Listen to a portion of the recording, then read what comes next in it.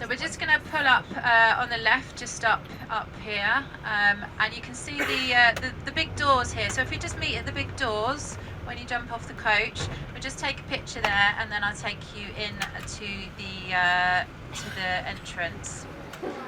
We are going to the Guinness Brewery. Sorry. Today is Sunday, September 24th. 9:45 a.m. 9:45 a.m. 2023. Yeah, nothing like beer for breakfast. A hearty breakfast, nonetheless. Guinness Storehouse. Oh, yeah. So this is the Guinness store where they have a few Guinness products. Level 2, we have our tasting room where you can get your free sample of Guinness. Above that, on level 3, we have our advertising section, which is well lit. Big building. On level 4, we have our upgrade floor. The start of the tour. Looks like water is an important part of brewing.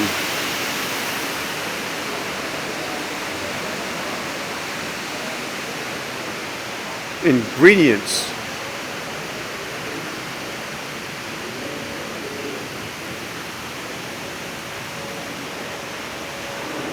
The word beer is thought to originate from the Anglo-Saxon word beara, meaning barley.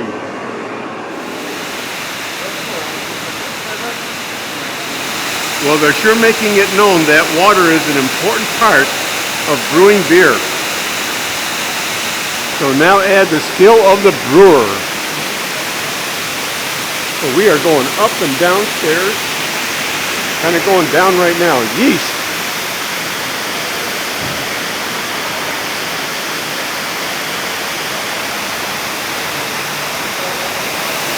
This is a nice monument to water.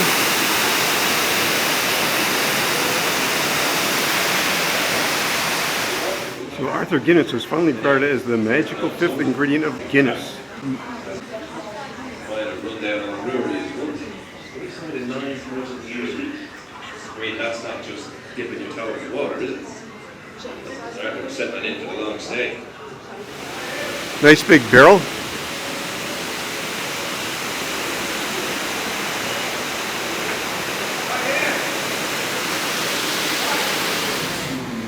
Step inside, discover how the brewing team here at St. James Gate make each and every drop of Guinness so special. Welcome to roasting.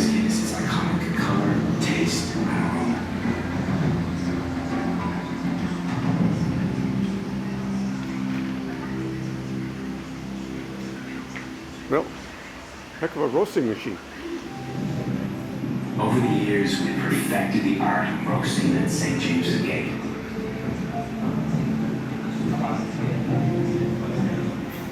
We roast at exactly 232 degrees. Any higher, the barley catches fire. Any lower, the beer won't develop its unique character. It's our roasted barley that gives Guinness its iconic color, taste, and aroma.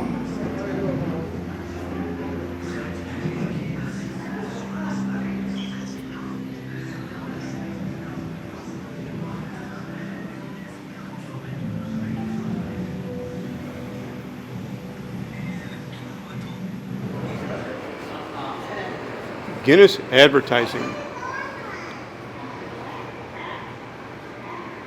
Oh, this toucan is something.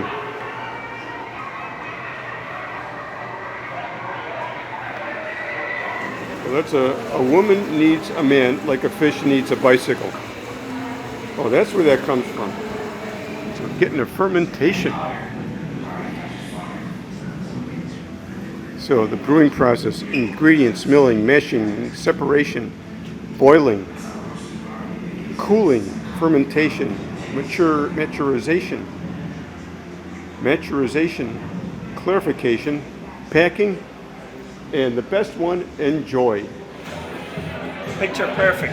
Okay. Always. And look at how that just flows down.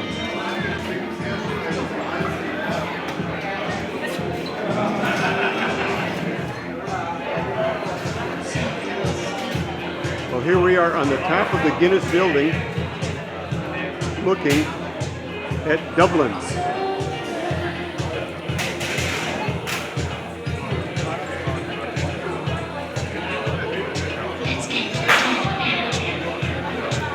And now it's time to say goodbye to Guinness. Hold up in the Martin Marathon O'Reilly is our tour guide today. We're going to head off out of here. This is the Phoenix Park you're in here, which is the largest walled park in Europe. The cross was placed here to celebrate a mass that was said by Pope John Paul II back in 1979. And 1.25 million people stood in all of that grass area there on your right hand side for that mass. 1.25 million people. And in 1979, that was 1/4 of the population of the Republic of Ireland. The American ambassador's residence is just coming up on the left hand side. Anybody from the US? There you go, there you go. And the American ambassador's name, she's a lady, and her name is Claire Cronin. And with a name like Claire Cronin, she has to be of Irish descent, and she is. All American ambassadors to Ireland down through the years are of Irish descent. And here's a residence in here on the left hand side. Not too bad. Not too bad. Left hand side, 55-acre residence. And notice there's no security on it. Look there, left hand side. No security. Which is brilliant because there's nobody threatening anybody here in Dublin or in Ireland. But look who's here on the left hand side now. See the white gates on the left hand side? Yeah. This is the residence of the Irish president. Left hand side, and the Americans on the right. We keep the Americans nice and close. We know which side our bread is buttered on here. Have a look at this very humble abode of the Irish president. Left hand side. Just coming up in 3 seconds. 2, 1, 0. Left hand side. Not too bad. Not too bad. Not too bad. Does it remind you of a house? Yeah. A little bit like the White House. And the interesting thing about that is the White House was designed and built by an Irishman. Anyway, on the right hand side is the Wellington Monument.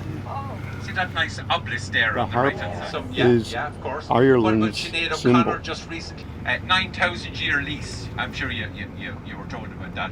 Arthur Guinness took out in that place in 1759. 9,000-year lease. So this is the River Liffey on the right hand side, which is a tidal river, and it runs right through the centre of the city. This city, Dublin, that you're in, is just a little over 1,000 years old.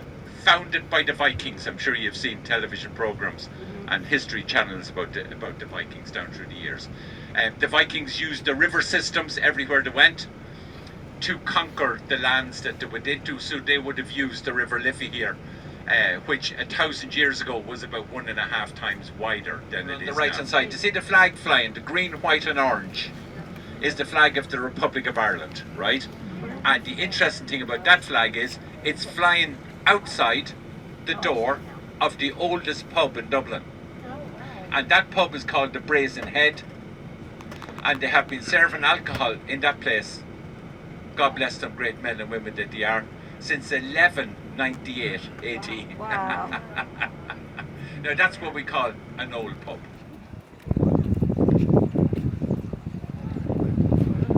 Trinity College, and there's the Trinity College bell tower.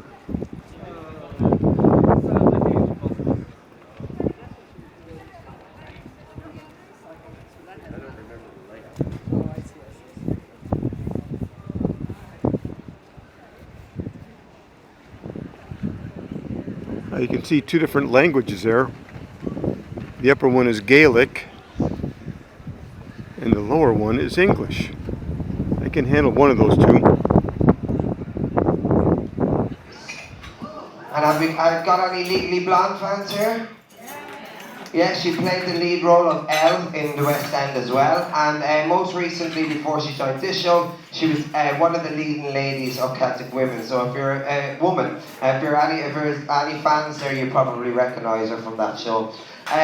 What else? Our dancers, the champion Irish dancers. I work closely with these every year, and we have a great troupe ready to dance for you tonight, and also travel all over the world with Riverlands and Lorellands.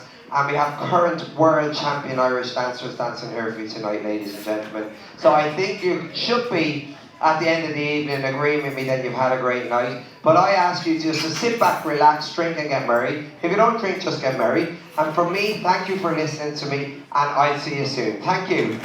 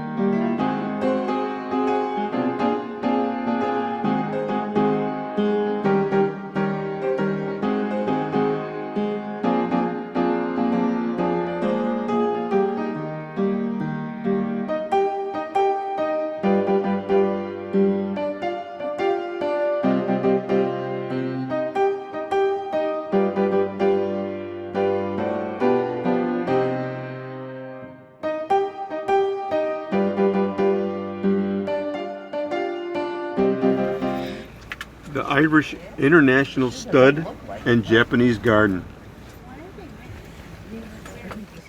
Wow, nice flowers.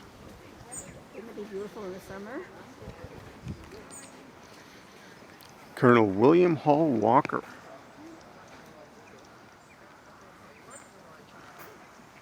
So you're all very welcome to the Irish National Stud and Japanese Garden, first and foremost.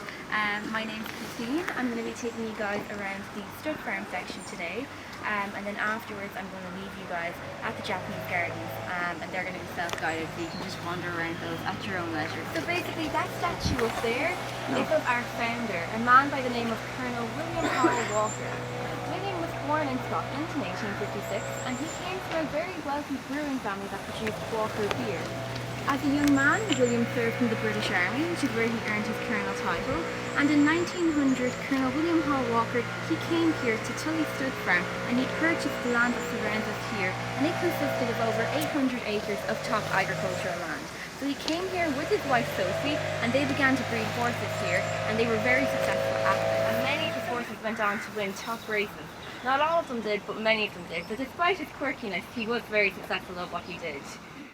On the statue as well, guys, and you may be able to get a little bit closer to it now, are the star signs race horses, the Golden Oldies. They've had seriously impressive racing careers. So there's 4 of them, there's 4 males out there. And basically we've got Hurricane Fly, Beaver Salmon, Hardy Eustace and Faugheen. So they're the 4 male horses that we have out there.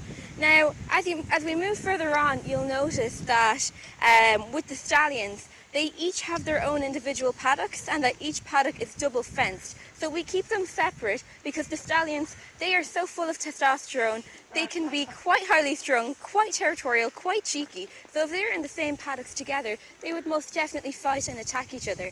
Whereas these lovely lads out here, they're actually geldings. So they've all been gelded, which for anyone who doesn't know, basically means that they've been castrated. And the reason that they've been castrated is because of the type of racing that they've gone on to do. These lovely ladies, they've recently been weaned from their mothers. Yes, so they're hanging out in their packs, you know, in their group of 6. They're going good, you know, they're doing well. You can see they're big and strong and healthy, and basically the weaning process is something that we must facilitate on the farm here because it's something that would happen naturally in the wild anyway. So we facilitate the weaning process at 6 months of age.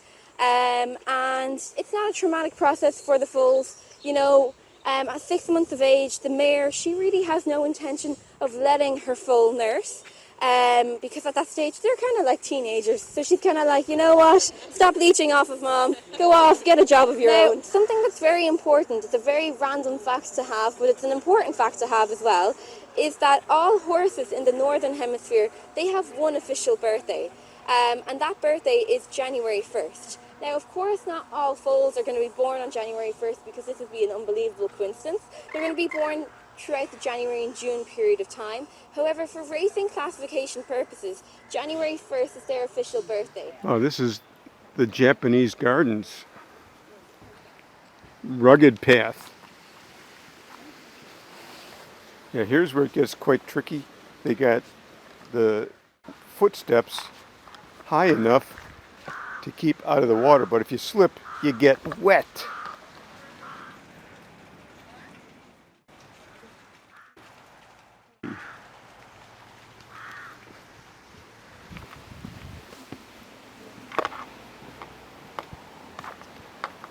Oh, you take the high road, I take the low road. I take the high road. Got some good views.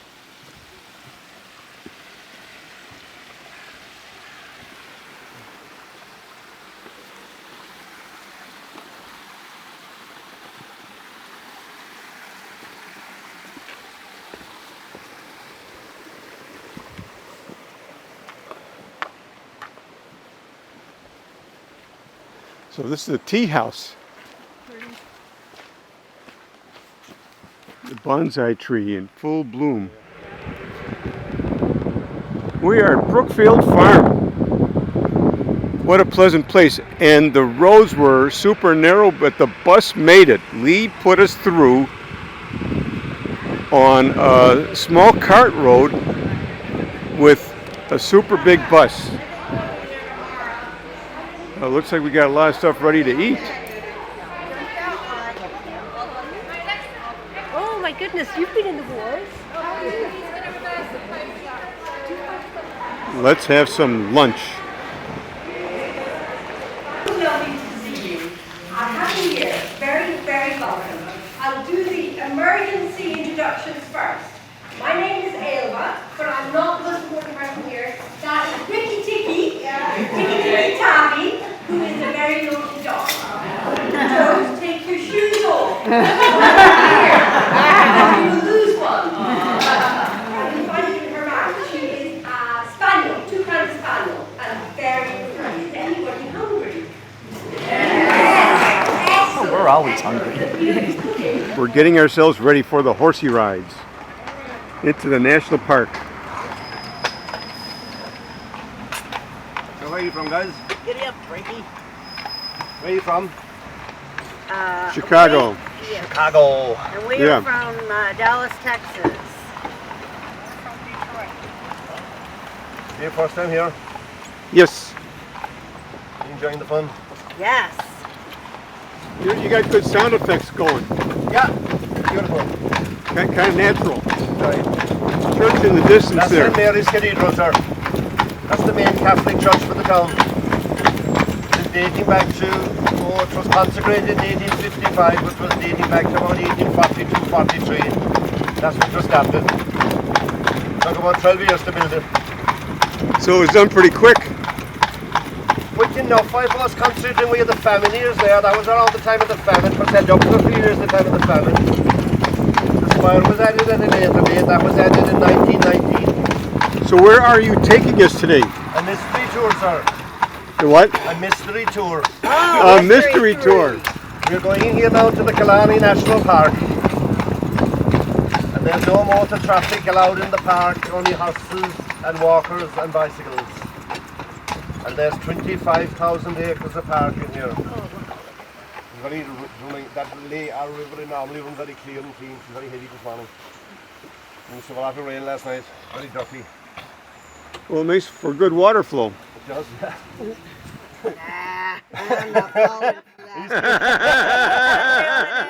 He's not falling for that one this morning.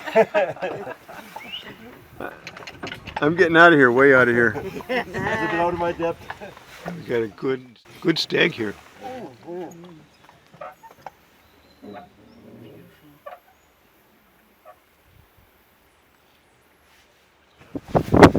So this is the lower lake, which they call Loch Lean.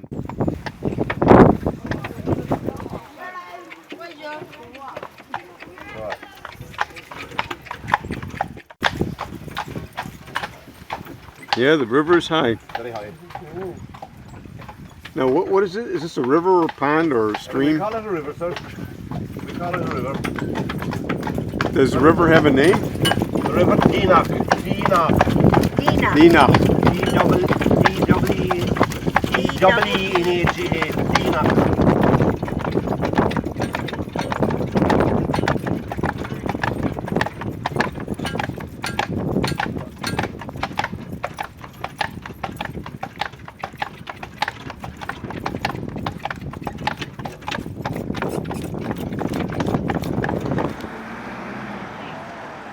St. Mary's Cathedral.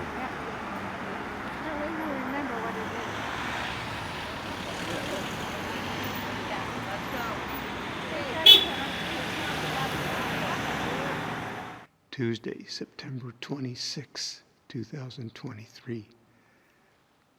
St. Mary's Cathedral in Blarney.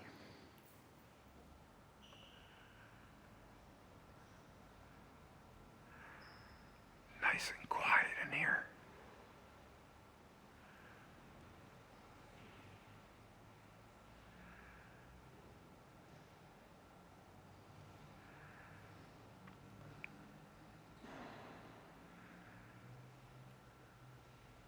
Scenic drive around the very famous Ring of Kerry. So we have officially kind of started it because, as I said yesterday, Blarney is the starting point here, and we're going along parallel with the national park on our left, and you would have seen also Loch Lean where you were on the jaunting cars, and I think you would have seen it well, Loch Lean is where Ross Castle was, where you were dropped off, Michelle and Noel.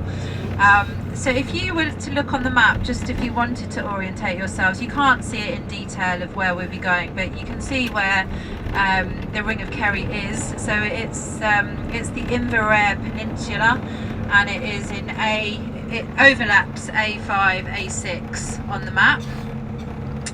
So we will be doing the ring, and we're going anti-clockwise, so we'll be heading along the top, along the south there at the top. That means counterclockwise. Along Dingle Bay, out to the west, and then circling back around and coming back to Killarney. Viewing the Ring of Kerry. Enjoying the scenes on the Ring of Kerry.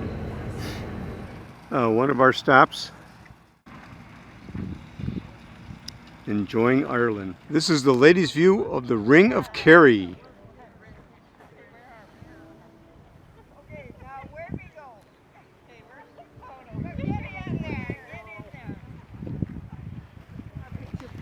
You know what? It's well deserved. So what brings on this Smirnoff deal?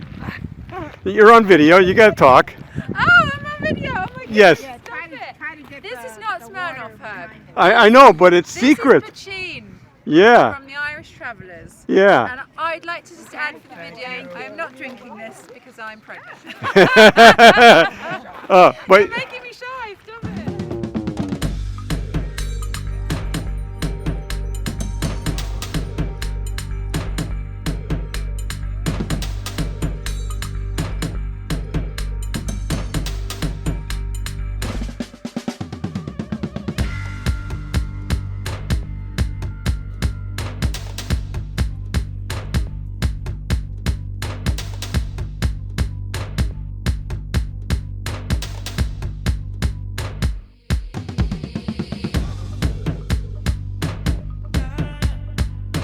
Blarney Castle, as it stands today, is in a very good state of repair. So you can walk around the castle. It's built about 600 years ago by a great chieftain called Cormac McCarthy. So millions and millions of people have visited to kiss the Blarney Stone. And as I say, it's a stone of eloquence. So do give it a go if you fancy. We are at the Blarney Castle, September 27th, 2023.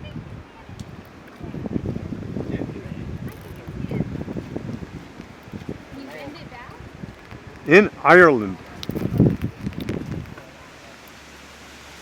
And it's raining. Something how rain adds through the dreariness of an old castle.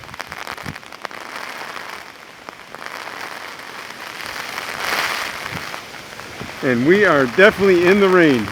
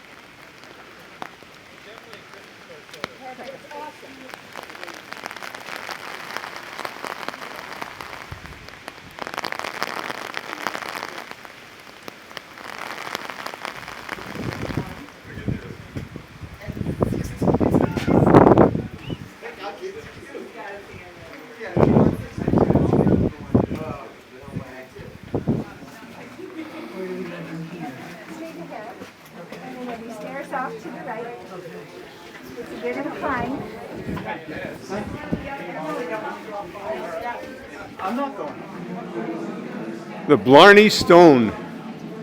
Let's head on up. Please dispose of litter before climbing stairs. Okay. Oh, what do we got here? We got rain. We got more rain. More rain in a line. We're in Earl's bedroom. Oh, this is the line here. I want to go in and get that picture of that Earl's bedroom. Yeah. Yay, Earl.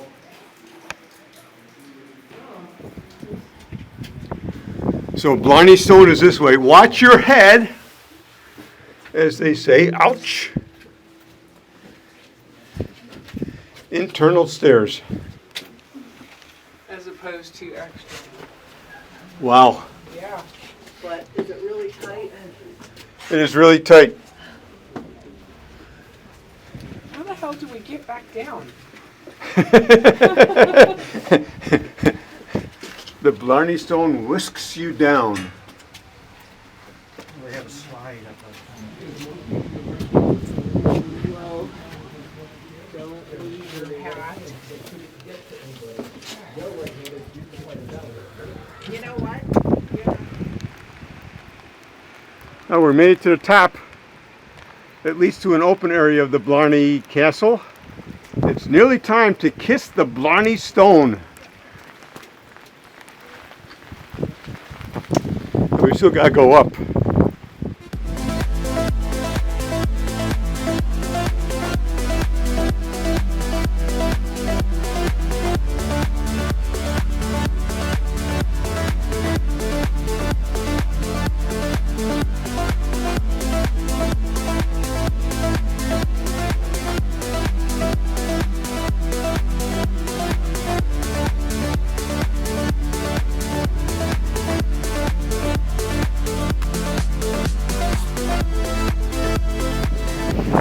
Well, there's the stone. Time to adios. Get back down. Get into some better weather. So there's kind of 3 levels here, and you don't see the results of them now, but they were there one time. Well, going down is just as easy as going up. Let's continue our walk. They got what they call a family room. Hey, hey. Meet the nicest people.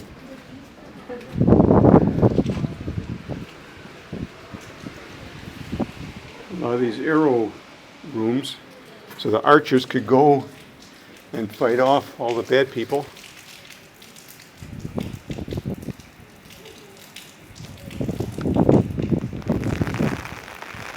Here's the family room. Now you can see a nice big fireplace. And that's where we were, on top.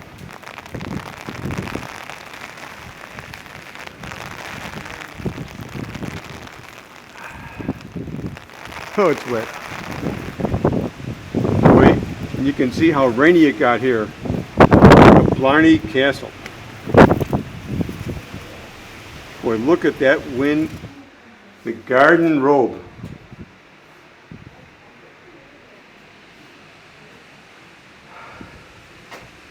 Hey, they still got it raining.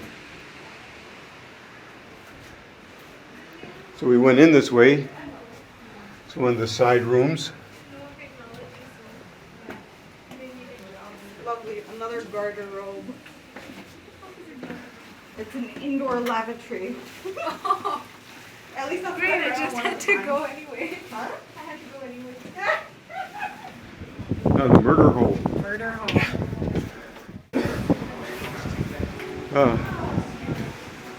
The easy flight of stairs. And then it becomes stone.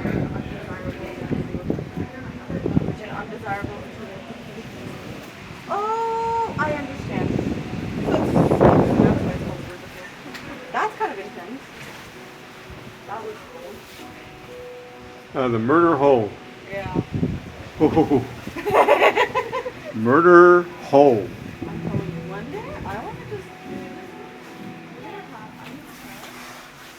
At the Blarney Castle. We got more stairs to go down. Thank you for visiting Blarney Castle and Gardens. Did it. Now we're at the garden of the Blarney Castle in the rain. Someone call it the freaking rain. No sun to be seen. What? No sun to be seen. No, not at all. The Coach House Cafe, I think it's a place that we can, if not get dry, get out of the rain. And that gets to be important now. Ooh, I don't know if we can get out of the rain. We can probably go, oh, there's the open sign. Hope we get a nice lady this time.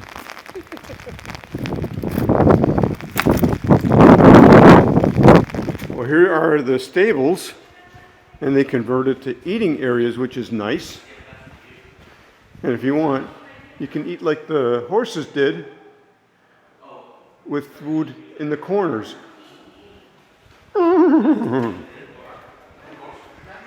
Yeah, they got a Stonehenge type of deal here where there's stones sticking up, and they're calling it the Seven Sisters. 1, 2, 3, 4, 5, 6, 7. It makes sense because there's 7. Ooh, if the laying down ones count, that's even more. That's like cousins or something.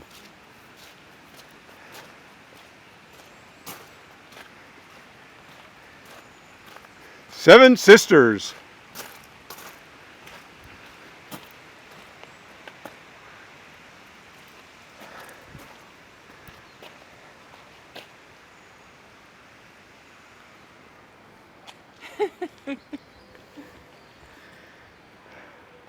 They got a bell up there. Yeah, I saw that.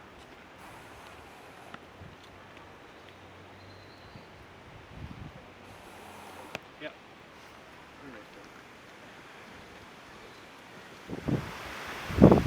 Well, as we're leaving, the sun is coming out and everything is getting nice and dry. We came here a half hour too early. With the water level this high, you can really tell that it has just rained or is raining. We're at a dry spot right now. The sun's been coming in and out, but look at how high this water level is. Normally it's about a yard lower, like a creek. Well, look at this. They have a turntable at the Blarney Castle.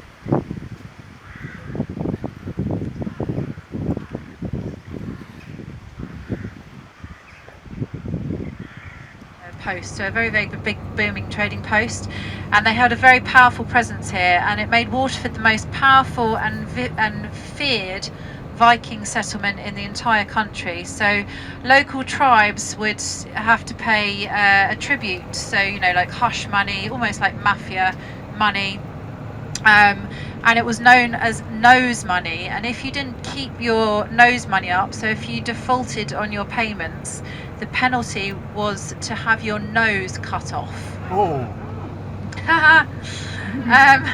So just in context, to just show how powerful it was here. So it was the Waterford was Ireland's second city after Dublin, which is obviously the capital. Okay, so that is our hotel there on the right, that peachy coloured building with the black. So the Granville Hotel. That's where we will be staying this evening.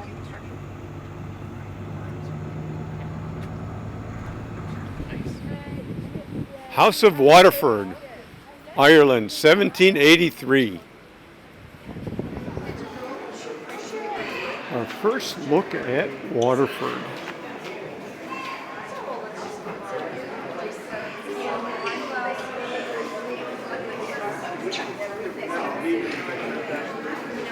There's quite a lot of different Waterford glass right here in this showroom.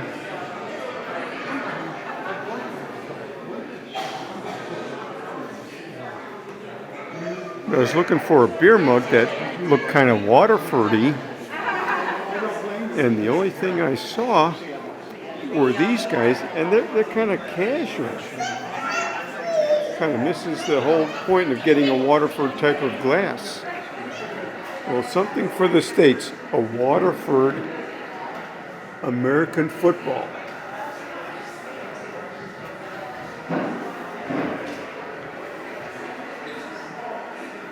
And then a Waterford copy of the college trophy. And then a Waterford American football helmet, Coaches Award. Well, let's take a look at some of the novelty Waterford glasses.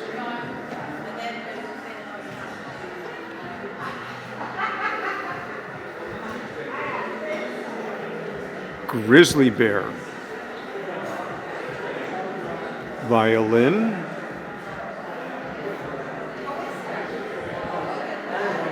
gramophone,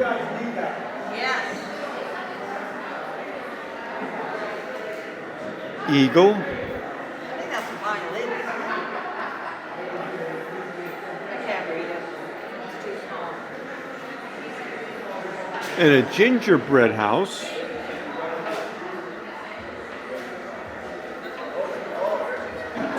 And a nutcracker.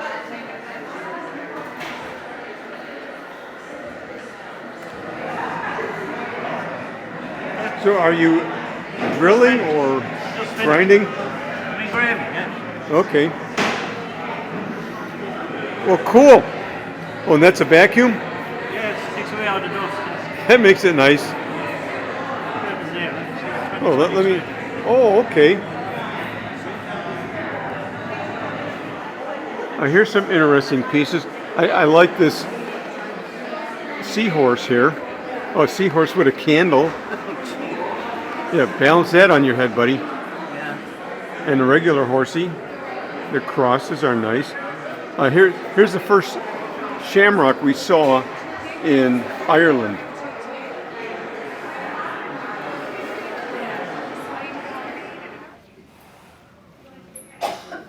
The House of Waterford Crystal. Oh yeah, look at that grandfather's clock. Isn't that amazing? Oh, wow. That's amazing. That's pretty ornate. Wonder what that would cost. No, I know. Yeah. So true. So folks, hello, my name is Grace. I will be your tour guide today. So this is our history room. We'll run through a little bit of history. And our story here begins back in 1783 with the Penrose family. George and William Penrose came over here from England to start up a glassmaking factory. In 1799, they passed on the ownership of the company to the Gatchell family.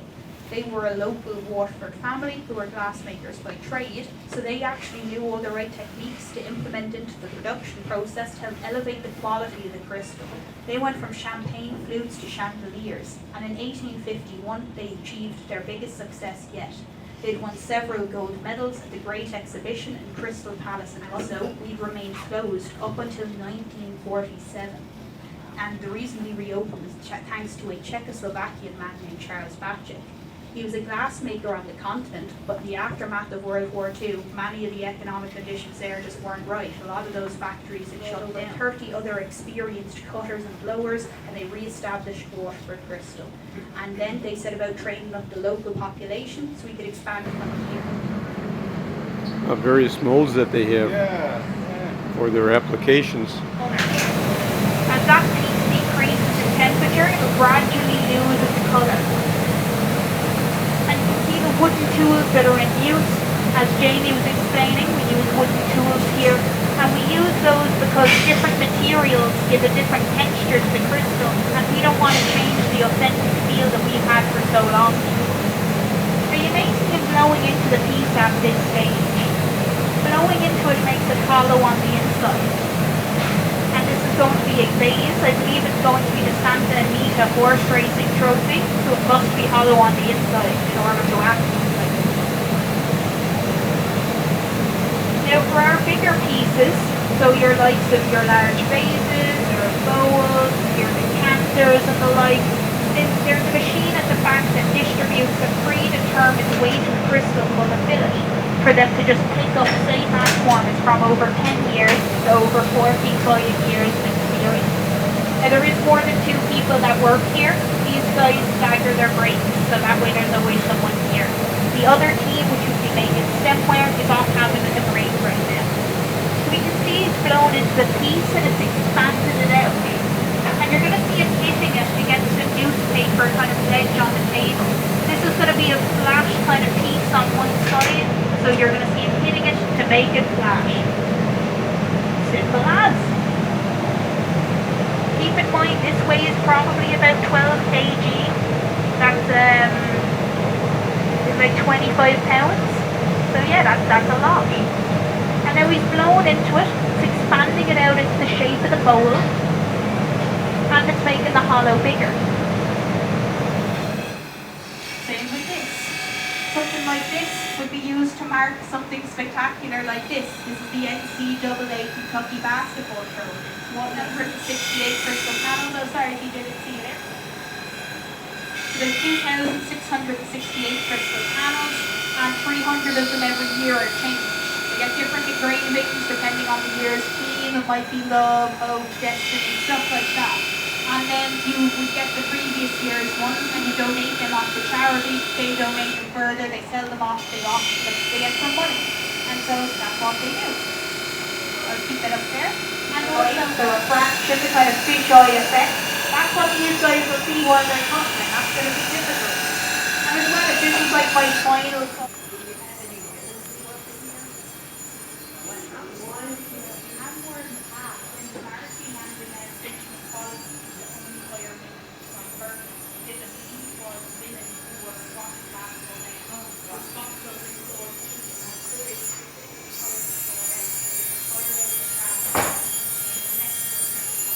The Irish lace pattern. If you hold up any piece of Waterford crystal to the light, particularly if you want to have a look for yourselves, hold up a piece of stemware, have a look at the stem, you'll see it says Waterford on it. It's how you prove a piece is genuine. It's sandblasted on to all pieces after the 6th and final quality control inspection after the polishing. And so... And a member of the British Parliament in Westminster. He'd made a fortune trading with Newfoundland. So young Thomas Francis grew up here in a house of luxury and wealth. Everything money could buy. He had a fine education. By the middle of the 1840s, Thomas Francis Marr was a leading Irish lawyer and a rising political star. Then in 1848 he jumped for respectability into revolution in one go. He joined up and became a leader of the Young Ireland Rebellion, a violent revolution against British rule in Ireland. The revolution was a failure. Marr and all his friends were arrested, tried for treason and sentenced to death. They were to be hung, drawn and quartered, which is a bit barbaric, even for the British in the mid-19th century. Actually, it was the savagery of the sentence that saved his neck. If Marr and the other revolutionaries had simply been sentenced to be shot or hung, that would not make a newspaper headline outside of Ireland. But hanging, drawing and quartering raised an international uproar worldwide. All sorts of people were raising awkward questions. The British government got embarrassed. Queen Victoria intervened. Sentence changed to life banishment in Tasmania.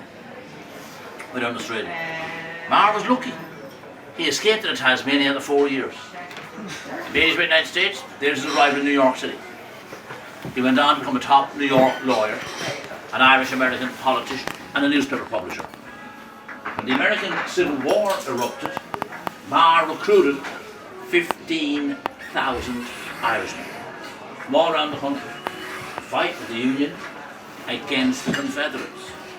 They were known as the Fighting Irish, or the Fighting 69.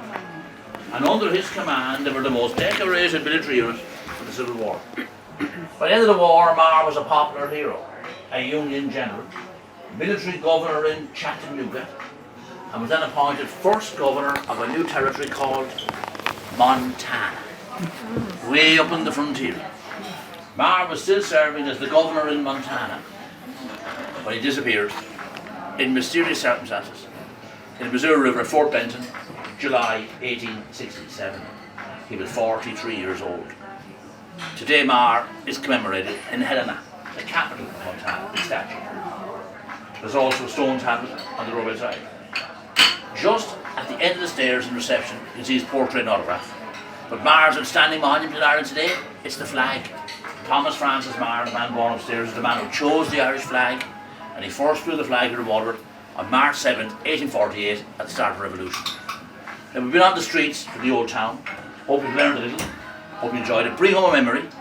And thank you very much. Thank you. Thank you. Thank you. Today is September 28th, 2023.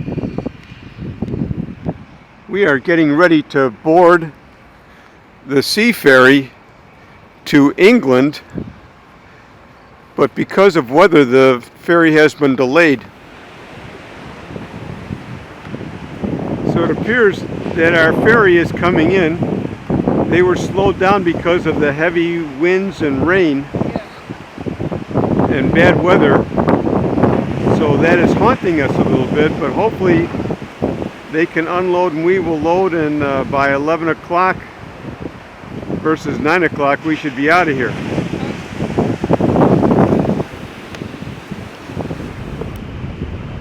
We are on the sun deck of the ferry going to Wales. There's a lot of horsepower behind those propellers. Look at that. Such a wake. You can see this ferry has quite a lot of width to it. It's big, this ferry. Now this is an interesting setup. We are backing into the dock where we're going to unload the vehicles. Real time here. So Wales has always been fiercely independent. So the flag of Wales features a red dragon on a green and white background. So you'll see those when we drive into town. They're all along the sides of the castle walls as we pass it. But the dragon isn't included on the Union Jack. So Wales wasn't officially recognised as a separate entity when the flag was created. So it was in 1952 that Cardiff was officially declared the capital of Wales. And we're in the south of the country here. And the country gained recognition as a distinct entity within the United Kingdom. Population here is around 3 million. So if you've seen any of the signs so far, you'll have noticed that there's a very unusual language here with lots of vowels that are very close together. It doesn't always make sense to everybody, but that is the Welsh language itself. So I said population here is about 3 million. Can anyone guess how many sheep are in the country? 3 billion. Close. No, way too many. 10 million, yes, you got it right. Who is that? Steve? Steve. Well done, Steve. Yeah. So 3 million people and 10 million sheep. So Cardiff is a very small, easy navigatable place. You've got straight in front here, just to the left now, is one of the main high streets. And then as we come around to the next traffic lights here, that is the main high street here on the left, which will take you up to the hotel, and it faces the entrance of Cardiff Castle here on the right hand side. So that is the fortress doors of the castle here on the right. And you can just see some of the towers up here. You get an idea of some of the interior decoration from the grand tower there at the end with the clock on. But if you wanted to walk down here, it would take you about 10-15 minutes, and you'll come down this road that is on the left facing the fortress gate, and that takes you straight up to the hotel. Thank you for visiting Blarney Castle and Gardens. Did it.